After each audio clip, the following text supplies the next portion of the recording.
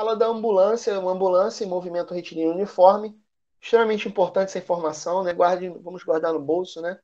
Movimento retilíneo uniforme significa que a velocidade da ambulância é o quê? Ela é variável, pessoal?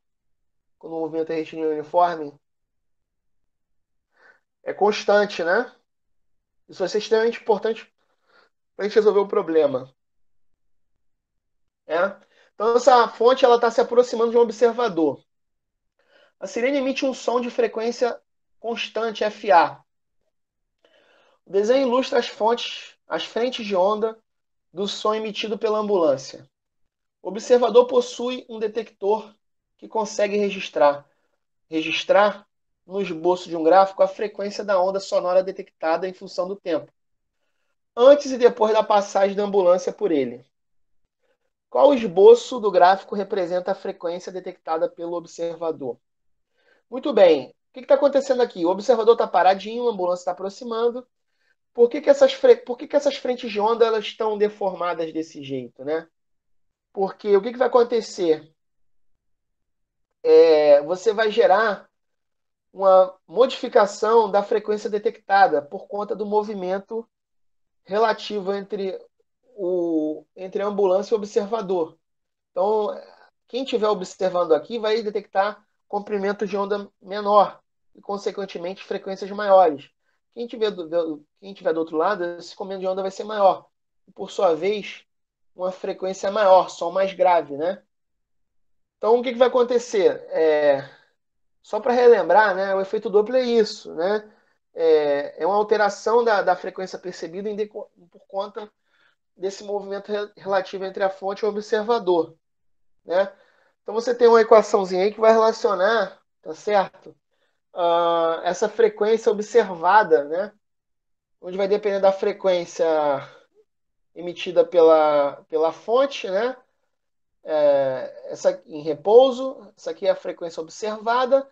E repare que essa frequência observada ela vai ser alterada pelo movimento relativo, né? No nosso caso aqui, o nosso observador está parado, então a gente pode sumir com essa velocidade aí, né? Do observador. E aí, o que vai acontecer? Quando essa ambulância está se aproximando do observador, o que acontece com o som percebido, pessoal? Essa frequência ela é maior ou menor? Ela aumenta ou fica mais agudo, né? E aí a gente pode entender por que isso acontece, né? Isso vocês já entenderam, né? Tem a ver com esse achatamento aí. Mas se a gente for olhar aqui na relação, quando ela estiver se aproximando, a gente vai usar o sinal negativo, né? Se você tiver fazer algum cálculo aí, mas que não é o caso, a questão é conceitual. E por outro lado, quando está se afastando, é o sinal positivo, isso porque vai aumentar o denominador, e aí você diminui a fração como um todo. Então a frequência percebida vai ser menor. Você vai gerar um som mais grave quando você estiver se afastando, né? E quando estiver se aproximando, como vocês falaram aí, fica mais agudo, né? Aí tem essa observação, né, pessoal? A frequência percebida antes e após a passagem pelo observador é constante. Por quê, pessoal? Que essa frequência vai ser constante?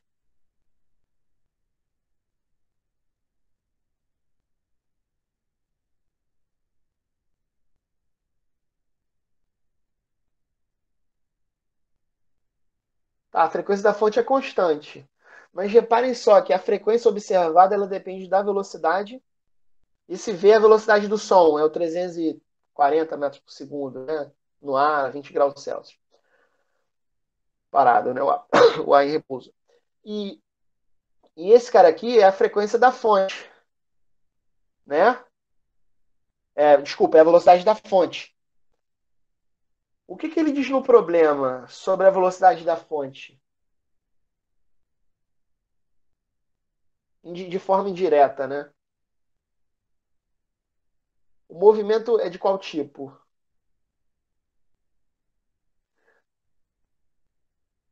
Porque se essa velocidade variasse no tempo, a frequência observada seria constante? Se a velocidade da fonte fosse. Se ela fosse um movimento acelerado, né? V igual a V0 mais AT. Velocidade variando uniformemente, né? Essa velocidade variasse com o tempo. Vocês acham que essa frequência seria constante? Observada? Não, né? Essa frequência observar. A frequência ela só muda com o tempo no instante que ele passa na transição de aproximação entre aproximação e afastamento. Por quê? Porque na aproximação ela é aguda, o som é agudo, percebido, mas quando se afasta, essa frequência diminui, então fica grave. Então você tem uma variação muito, vamos dizer assim, abrupta, muito rápida, né? Só que enquanto isso não acontece, enquanto ele está vindo, depois que ele antes dele passar, né, que ele está se aproximando, e depois que ele passa, que ele atravessa, essa frequência observada vai ser constante.